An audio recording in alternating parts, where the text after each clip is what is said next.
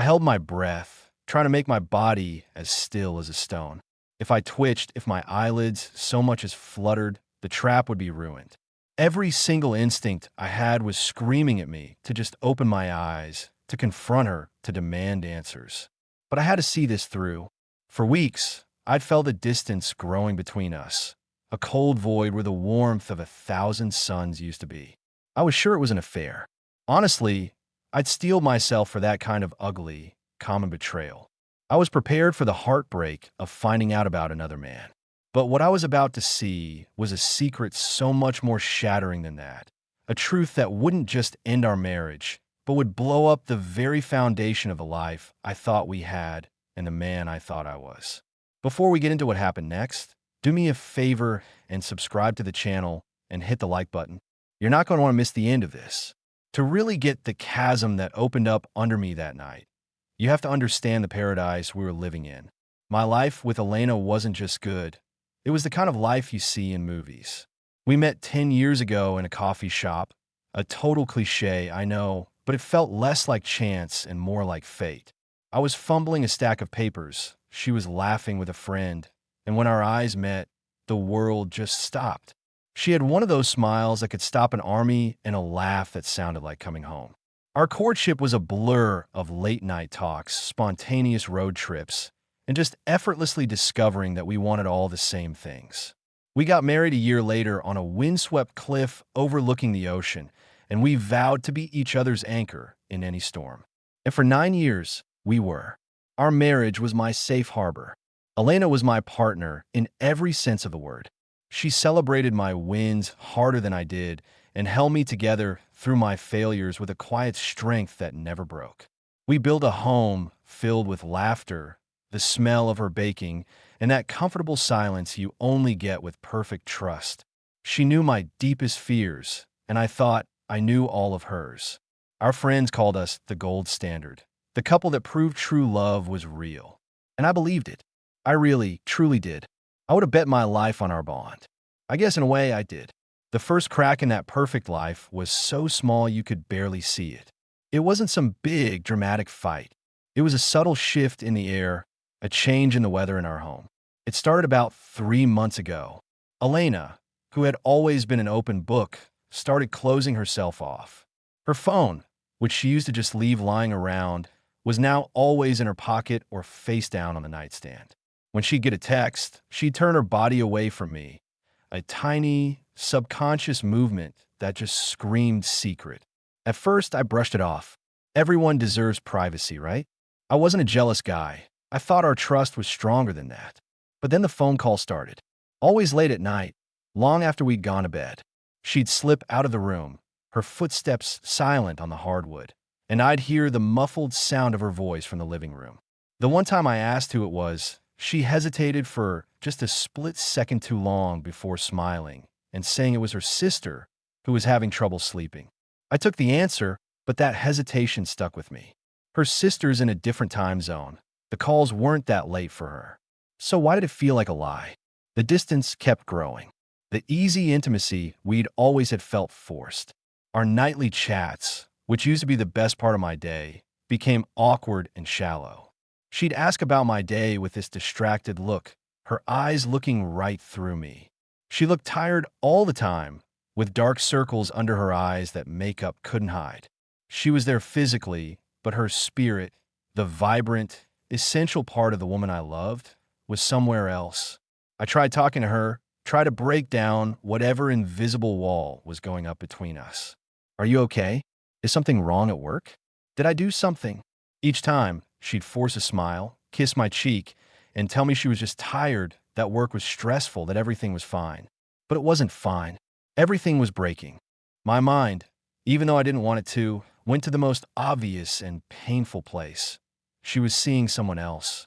The thought hit me like a punch to the gut, stealing my breath and leaving me gasping for air in the ruins of my perfect life. I started looking for clues, and I hated myself for it every single second. I became a detective in my own home, a spy in my own marriage. Her car's GPS showed trips to a part of town she had no business being in. A credit card bill showed a charge for a dinner for two at some restaurant I'd never heard of on a night she told me she was working late. Each new piece of evidence was another twist to the knife.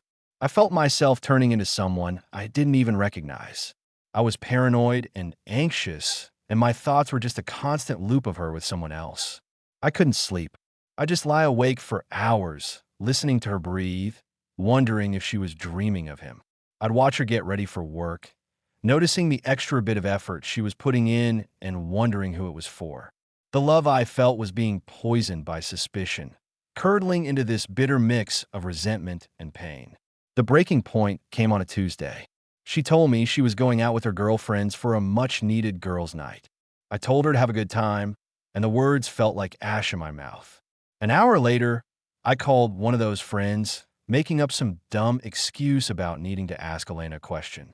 The friend sounded confused. "Girls' night?" she asked. "No, I'm just at home. I haven't seen Elena all week." The lie was so bold, so absolute. That was it. Confirmation. The floor dropped out from under me, and I was in free fall. My first instinct was to confront her, to scream and rage and make her tell me the truth. But what good would that do? She'd just lie more. She'd gaslight me. She'd twist it all around until I was the one apologizing. No, I couldn't take another lie. I needed to see the truth for myself, no matter how ugly it was. I needed proof I couldn't deny. I needed to see it with my own eyes. That's when the idea formed, a desperate, ugly plan born from a desperate, ugly pain. I wouldn't confront her. I wouldn't follow her. I'd let her think she'd gotten away with it. I'd wait for her to come home, get into our bed, and I would pretend to be asleep. She'd let her guard down in the safety of our bedroom, next to her supposedly sleeping husband. Whatever her secret was, whatever she was doing when she thought I wasn't looking, I was going to see it. I had to know. Even if it destroyed me, I had to know. The plan was set. All I had to do was wait. The next time one of those late-night calls came, I'd be ready. And I didn't have to wait long. 3 nights later, it happened. The house was dead silent, except for the soft ticking of the clock on the wall. I lay in bed, my body stiff, my heart hammering against my ribs. I was pretending to be the man I was a month ago, trusting, clueless, safe. Around 2 a.m., I heard the faint buzz of her phone from the living room. I heard her stir next to me, the quiet rustle of sheets as she slipped out of bed. I kept my breathing deep and even a slow, steady rhythm that felt like a lie itself. Every muscle in my body was coiled tight, every nerve on fire with a terrible dread. I heard her soft footsteps pad out of the room, then the faint click of the living room door closing. The silence that came next was heavy, like a blanket smothering me. Minutes felt like hours. My mind ran wild with images of her whispering to another man, planning their next secret meeting. The pain was so sharp I could barely breathe. Then I heard the door click open again. Her footsteps were different. Not the soft, careful steps of someone trying not to wake their husband, but the heavy, deliberate walk of someone on a mission. I risked cracking my eyes open just a tiny bit. Through my lashes, I saw her move, not toward our bed, but toward the big, antique wardrobe in the corner. This was it. This is where she kept his letters, his gifts. I braced myself. She knelt down with her back to me, but she didn't open the wardrobe doors. Instead, she reached underneath it, her fingers feeling along the baseboard. I heard a faint click, a sound I'd never heard in the 10 years we'd lived in this room. She pulled a floorboard loose, the wood groaning in protest. My blood ran cold. This wasn't a hiding spot for love letters. This was something else. This was methodical. This was deep. From the dark hole in the floor, she pulled out a small metal box. It wasn't a shoebox full of memories. It was a fireproof safe, the kind you use for things that are incredibly valuable or incredibly dangerous. She put on the floor and started spinning the combination dial. My heart was pounding so loud in my ears, I could barely hear the tumblers clicking into place. With a final click, the box opened. I held my breath. I don't know what I was expecting, but it wasn't this. There were no love letters, no secret photos. The first thing she pulled out was a passport, but the name on it wasn't Elena. And the face in the picture, while clearly a younger her, looked like a stranger, harder, colder. Under the passport was a thick stack of cash held together with rubber bands. And under the cash was a burner phone, a cheap, disposable piece of plastic. As she stared at the contents, the burner phone vibrated, the harsh buzz cutting through the silence like a scream. She flinched, then answered it, her voice a low, terrified whisper. "You can't call me here," she hissed. "It's too dangerous." There was a pause. I strained to hear the voice on the other end, but could only get her side. Her words came in short, panicked bursts. "I don't have it all yet. I need more time." "No, please. You don't understand what's at stake." Her voice broke on a raw sob. "He knows nothing. You have to leave him out of this. Please, I'll get you the money. I swear." My world didn't just crack. It vaporized. This wasn't infidelity. This was a nightmare. The woman I had shared my life with for 10 years was a ghost. Her name was a lie. Her past was a lie. Our entire life, our perfect, beautiful life, was a lie. It was a cover, a hiding place. And now, something from her real life, her secret life, had found her. It had found us. The man on the phone wasn't her lover. He was her handler, her blackmailer, her tormentor. And the chill I'd been feeling for weeks wasn't about her falling out of love with me. It was the presence of pure, unfiltered fear. The man I thought I was, the loving husband of a cheating wife, was just a fool in a story that was so much more complex and terrifying than I could have ever imagined. I wasn't just a victim of a lie. I was a prop in one. And in that moment, seeing her crouched on the floor, a stranger surrounded by the pieces of her deception, I didn't feel anger. I just felt a profound, soul-crushing hollowness. I was shattered. I don't know how long I lay there, paralyzed by what I'd just seen. It could have been seconds or an hour. The sound of her choked sobs finally shocked me back into my own body. I couldn't keep pretending. The trap I'd set for her had caught us both. I took a shaky breath and said her name, or the name I knew her by, Elena. The sound of my voice was like a gunshot in the silent room. She froze, her whole body going rigid. She dropped the burner phone like it was on fire, and it clattered on the hardwood floor. Slowly, she turned to face me, her eyes wide with a kind of terror that had nothing to do with being caught in a simple lie. She saw my open eyes, and she saw that I knew. Her face just crumpled. This wasn't the defiant anger of a cheater being caught. This was the absolute, gut-wrenching despair of a cornered animal. "Mark," she whispered, her voice rough. You were awake." I sat up, the sheets pooling around my waist. The room felt wrong, our familiar space now feeling like a crime scene. "Who are you?" I asked, and the question just hung there in the air between us, heavy and toxic. The dam broke. Tears streamed down her face as the words tumbled out in a frantic, broken mess. "I wanted to tell you," she started. "So many times, I wanted to tell you everything. But I couldn't. It was to protect you. Protect me." My voice was flat, empty. Protect me from what? From the truth? From knowing that my wife, that my entire marriage is a complete lie. And so it all came out. Her real name wasn't Elena. It was Sarah. 15 years ago, back in her hometown, she had been the only witness to a brutal crime committed by a powerful, ruthless man. She testified against him, and he went to prison. But his organization was huge, and his reach was long. After her family started getting threats, she was put in witness protection. But she couldn't stand the suffocating rules, the constant looking over her shoulder. So she ran. She created a new identity. Elena moved across the country and cut off all ties to her past.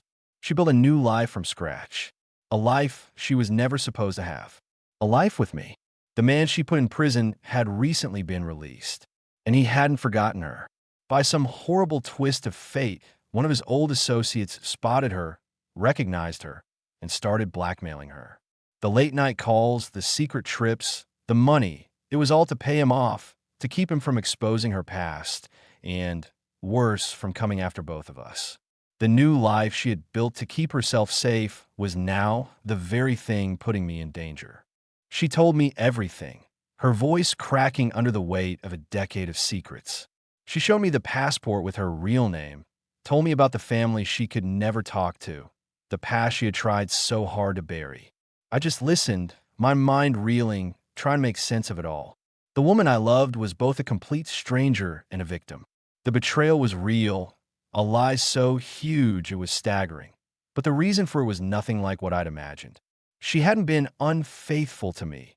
She had been unfaithful to the truth, and she did it because she thought it would keep me safe. But it didn't change the fact that everything was shattered. The man she married was Mark, a man who loved a woman named Elena. But Elena never existed. She was a beautifully written story, and I had fallen in love with a piece of fiction. In the days that followed, our house felt like a tomb. We moved around each other like ghosts, the space between us filled with the wreckage of her confession. The pain of the lie was a raw, open wound. But underneath all that pain, something else started to bubble up, a cold, hard anger. It wasn't aimed at her, though. It was for the man who had her backed into a corner, the man who was now holding a gun to the head of the life we had built, no matter how fake its foundations were. I looked at this terrified woman, this stranger who had been my wife for 10 years, and deep down I could still see the person I fell in love with buried under layers of fear. I realized I had a choice.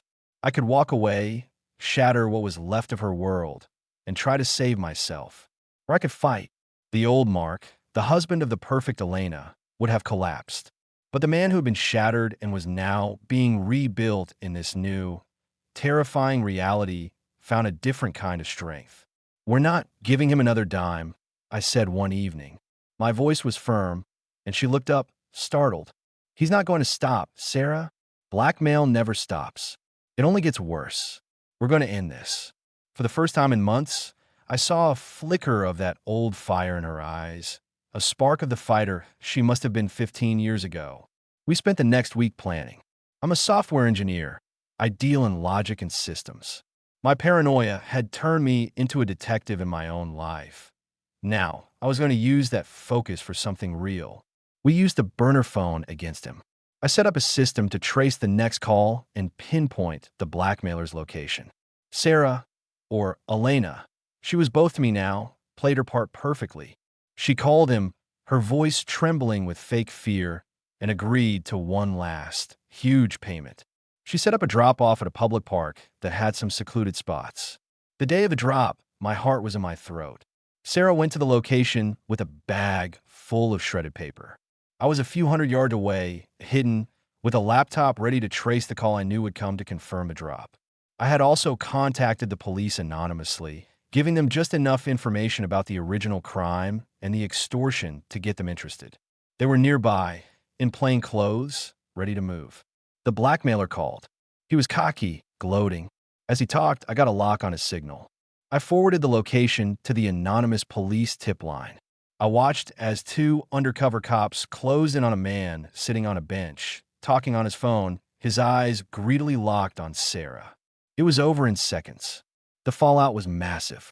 Sarah's real identity came out.